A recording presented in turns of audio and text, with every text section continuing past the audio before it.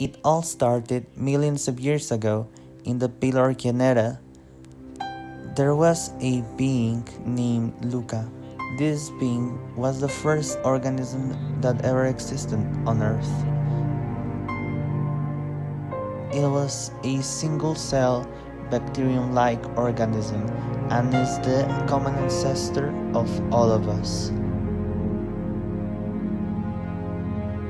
Then we go to the 17th century, when people used to believe that living things could come out of literally nowhere. They didn't know microorganisms exist. This theory became known as the spontaneous generation because it was proven wrong. Later, Charles Darwin, who was traveling to Galapagos Island, discovered that some animals were similar between each other in the different islands. He started researching about this and he created a theory called the natural selection theory, in which individuals are constantly having genetical changes depending on the scenario in which they are.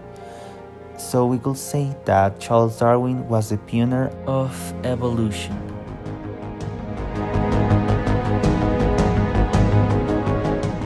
Okay. Enough!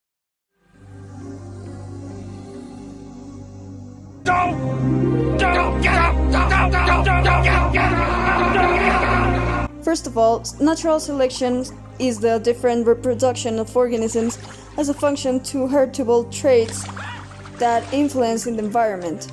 This theory was created by Charles Darwin. Genetic drift describes random fluctuations in the numbers of genes variants in a population.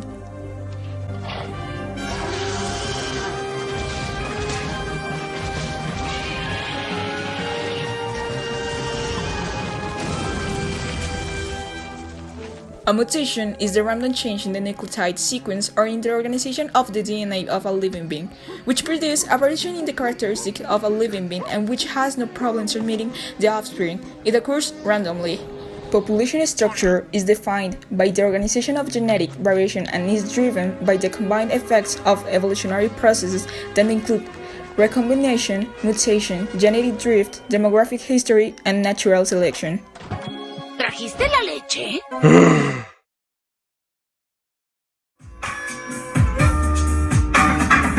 In order to understand life itself, and why there are so many species in the planet and their functions, we have to understand the process of evolution.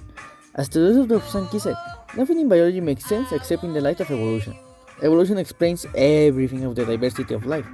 The changes that occur in the species, why did they change, why we all have the common ancestor, and the differences of the similarities among vastly different forms of life.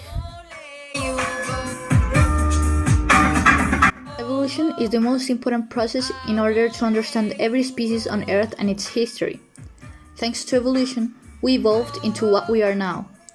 Thanks to evolution, there's a balance in the planet that every species helps to maintain in order to survive. Thanks to evolution, we understand some difficult concepts like the benefits of having certain types of mutation. And, last but not least, thanks to evolution, many species managed to change and adapt better to their environment in order to survive.